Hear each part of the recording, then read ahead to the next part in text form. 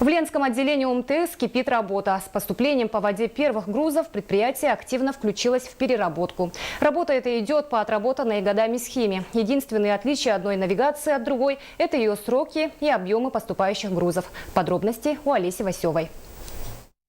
Складские территории Ленского отделения ОМТС заполнены техническим грузом, контейнерной тарой и другими товарно-материальными ценностями. Отделение активно включилось в переработку поступающего по навигации груза.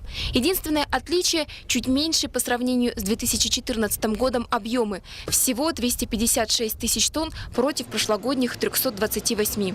На снижении объемов сказались изменения в планах горных работ и другие производственные моменты. Да и сам период навигации, видимо, будет несколько короче, так как начался позже.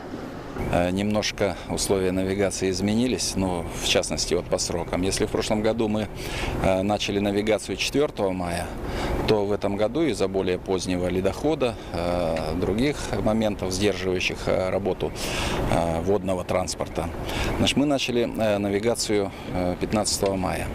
Переработка грузов идет круглосуточно по привычной схеме. Прием груза с воды, обработка, отправка заказчику. Все в плановом режиме. Схема-то отработана годами. С начала навигации меньше чем за месяц коллективом ОМТС обработано 48 единиц флота. Но ничего сложного здесь в этой работе тоже нет. Речной порт выгружает на свою нижнюю причальную стенку. Мы, соответственно, участвуем в приемке своими механизмами и ведем отгрузку на автомобиле «Алмаздортранс».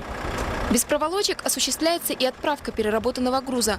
Большую долю занимают порожние контейнеры для обеспечения бесперебойной работы Усть-Кутского отделения по затарке и отправке груза в Ленск. Грузы для северного направления «Мирный», «Удачный», «Айхал» также без сбоев своевременно отправляются получателю. Некоторые его разновидности добираются до адресата и вовсе своим ходом, как, например, тяжеловесная техника для Мирнинского управления капитального строительства, Амакинской геолого-разведочной экспедиции и многих других мирнинских подразделений компании «Алроса».